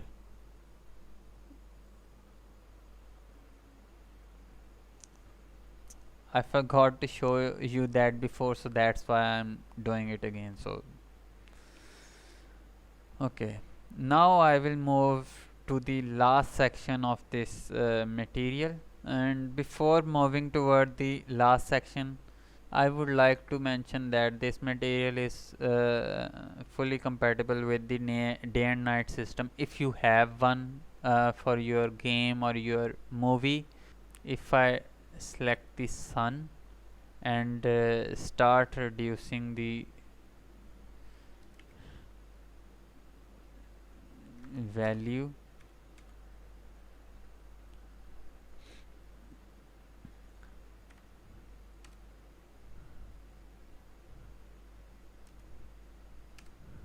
and if I disable the sun intensity completely, I showed you that before, but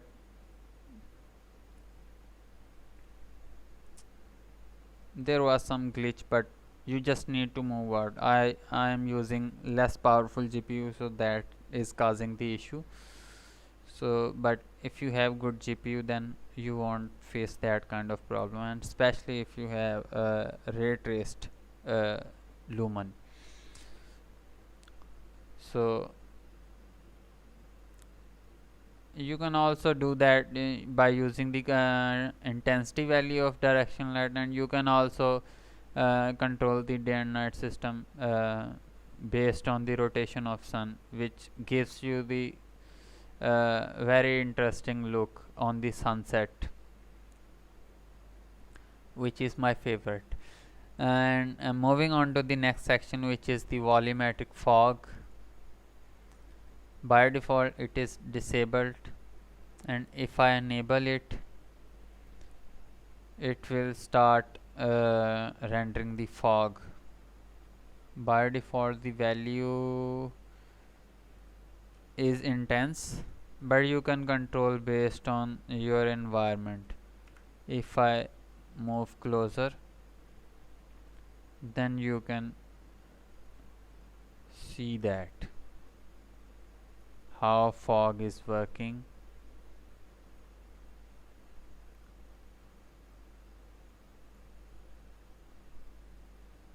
I'm not sure if it's visible in camera or not due to video quality, but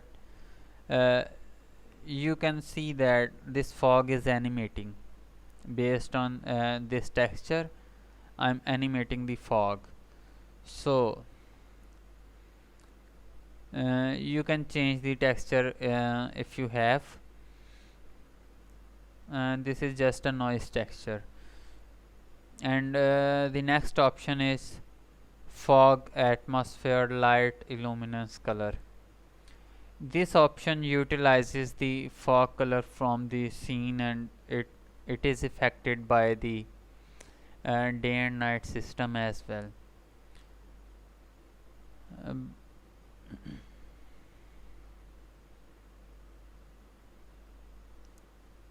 So just let me copy the sun value, because I want to set it to default again, and if I reduce it, as you can see, the fog color changes based on the atmosphere color. And as you can see clearly now, it's visible that fog is animating. But if you don't like this atmospheric effect, it's very hard to control it, because I'm using very high color intensity value, because this scene is HDR, and simple value doesn't work well with that. It only affects it if I use the higher intensity value. Otherwise it won't work well with the uh, emissive objects and the translusive objects. So if I disable this color, it will give you another option which will provide you a custom color. You can change this to any color. Normally fog have white color, so you can use it if you want to use custom color. As you can see, there is also visible that fog has very nice animation, which makes it makes the scene more lively. And I will set the value to default, and I will also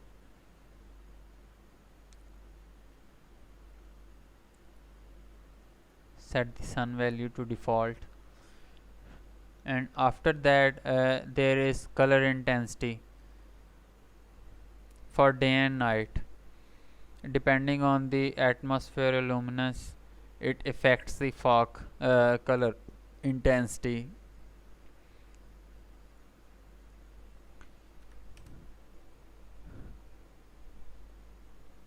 As you can see, this value, intensity value, affects the scene a lot. So that's what I was talking about. To get the correct fog, you need to have the higher color intensity. That's the only way to cover up the HDR value, if you because I'm using the LURP for the interpolation. And next there is the density option, which controls the whole fog density overall. So this is the option that you can use if you don't want that intense fog. Then you can definitely reduce it by dropping this density value, and at 0 you can reduce the fog completely.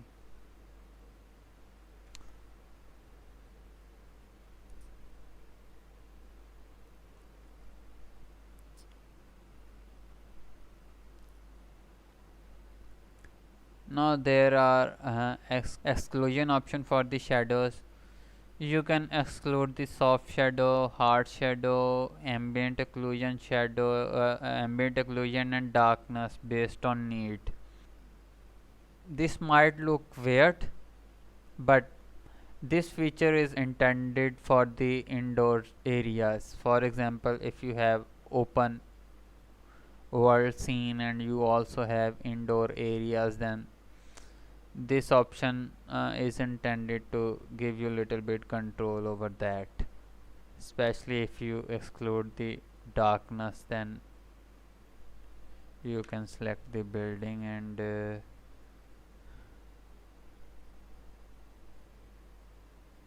as you can see, I don't have fog in the building, but it's little bit going haywire. You can control the values by using the intensity, or you can also use a separate post process volume and disable the fog for the interior completely. But if I disable this option again, it will start rendering the fog on the whole scene without ignoring the interiors.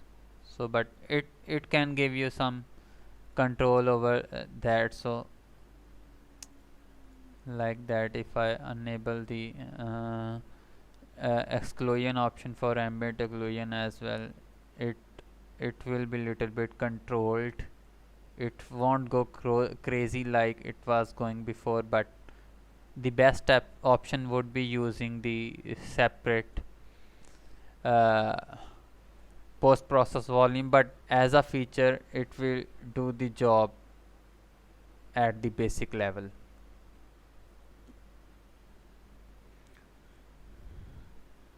and after that there are 4 sections: near fog, which has bunch of options, far fog, further fog, and furthest fog. These are 4 different level of fog which controls the distance. So based on the distance from camera, I'm rendering these fog layers. To understand it better, I will enable the fog debugging system. If I enable the debugging system, as you can see, it also has different color. For near fog it has the red, for far it has the green, for further it has the blue, and for the furthest it has the purple. And if I zoom out and if I start disabling the, and each color has the opacity as well, so you can control the opacity and isolate the each fog if layer if you want. If you want the only green one, then you can only enable the green one. If you want to render both green and the far and the near, then you can enable the both, and you can also set the opacity in middle. I don't think it would be that helpful, but as a feature you have it there. Personally I think it's better if you isolate it and then adjust it.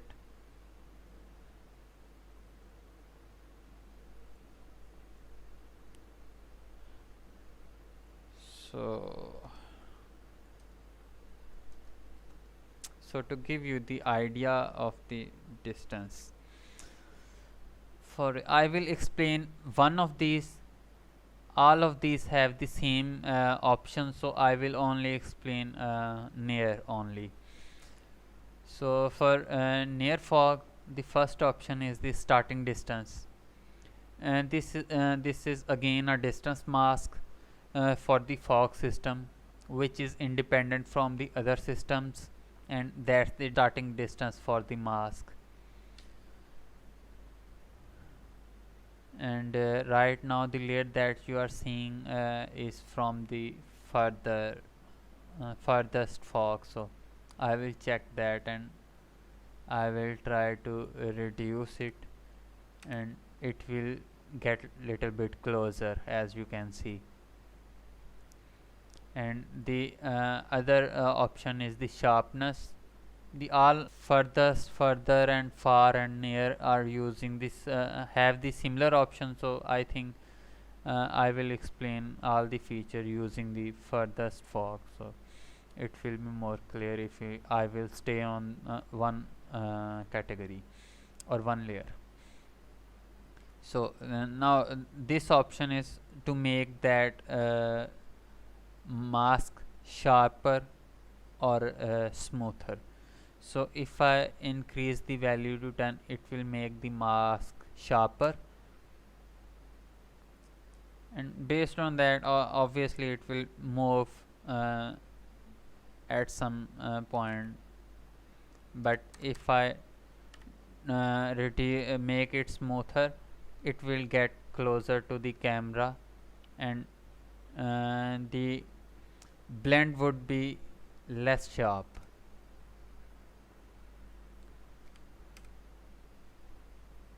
So I will set the value to default.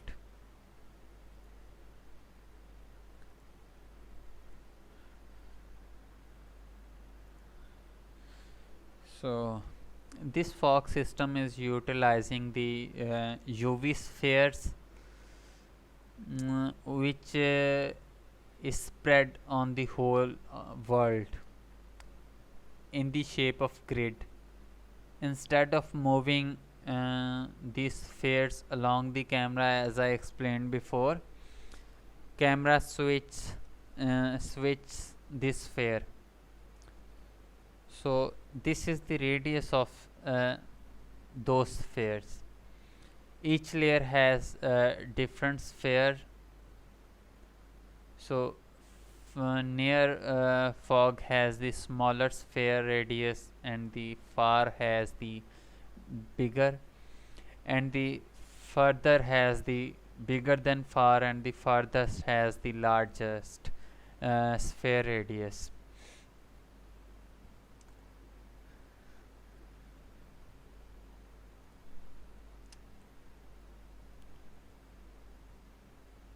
You can also control that, but I will keep the value at default. Now this option controls the tiling for the farthest fog, and all of fog layer utilize this same texture, so it will control the tiling for the furthest layer. So if you reduce the tiling, as you can see now, pattern is way too big, so that's why you are not seeing much. But as you can see, as I am increasing the value, it's increasing the tiling for the texture. So I will set it to default as well. So these are the option for the fog speed. Each layer has its separate option, so you can control the speed for each layer. For the demo purpose, if I increase the speed a lot, as you can see, it's way too fast right now, so you can control the horizontal and vertical speed.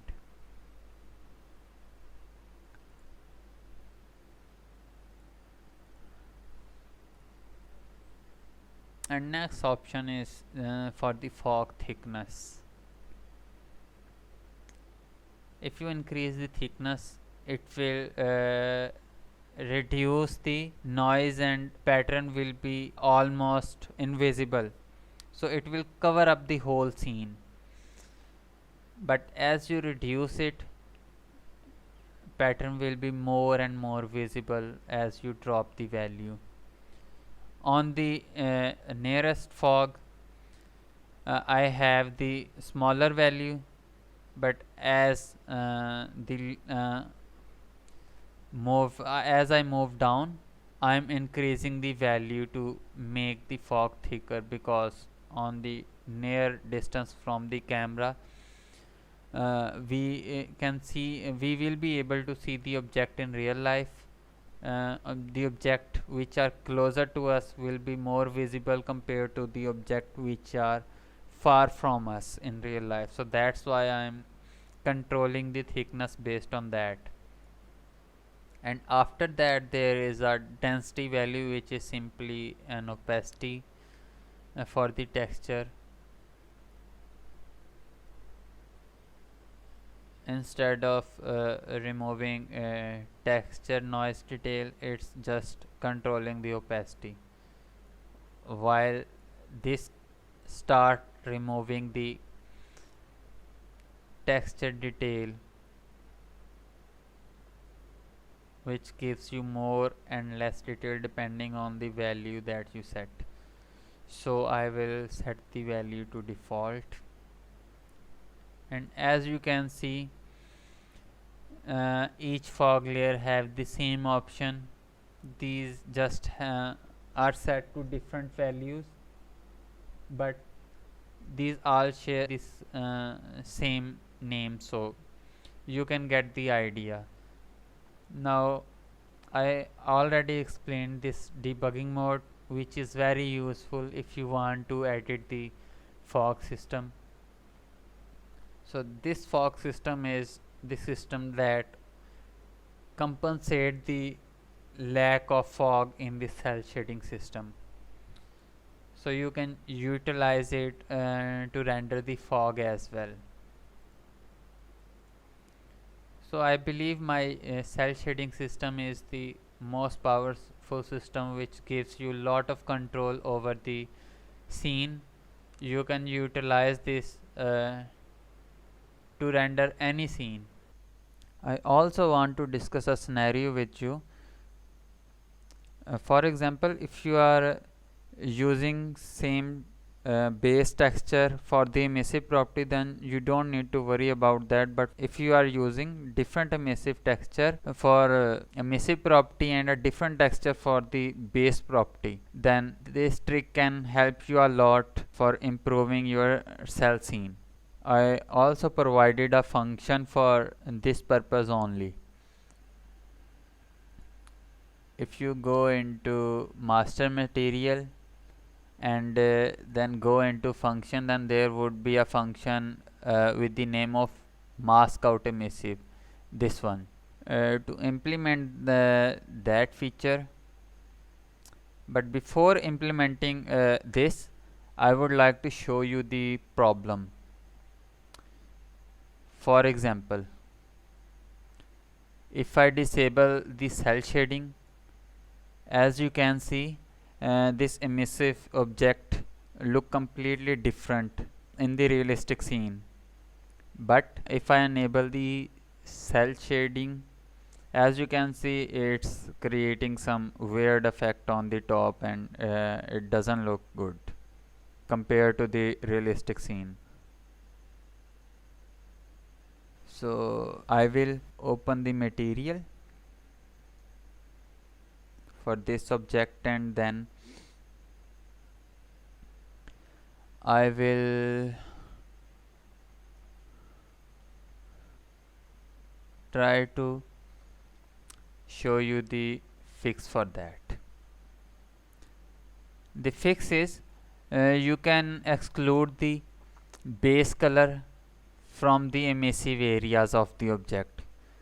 It's little bit complicated and difficult to do if you are using complicated mesh like that, where you have some unemissive areas and some part of mesh are emissive, then it would be hard to do.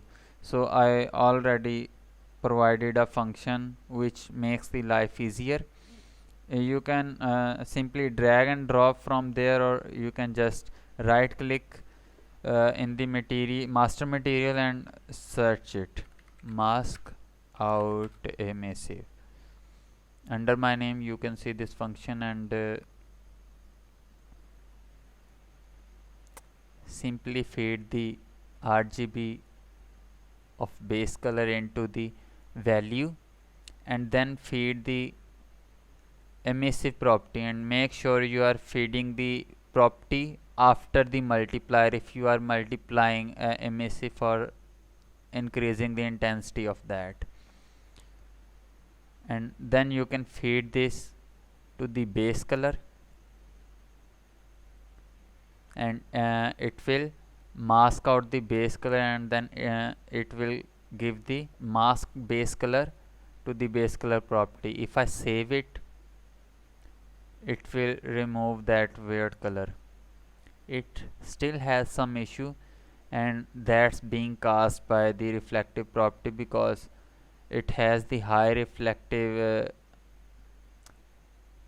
and it's relying into the reflective range. So that's what's causing this issue. So to fix that completely, you can copy that once again, put the emissive node to the emissive color, connect that, and then you can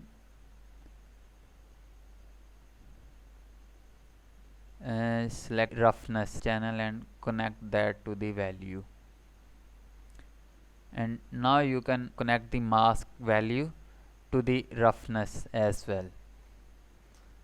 That way it also masks the roughness property. Now if I save it, it should fix the issue. As you can see, it's completely fixed. Unreal Engine doesn't provide any way to extract the only emissive pass in the post-process material, so that's why we have issue when our material use the base property. But for example, if you are not using the base property for some material, then you don't need to worry about this at all.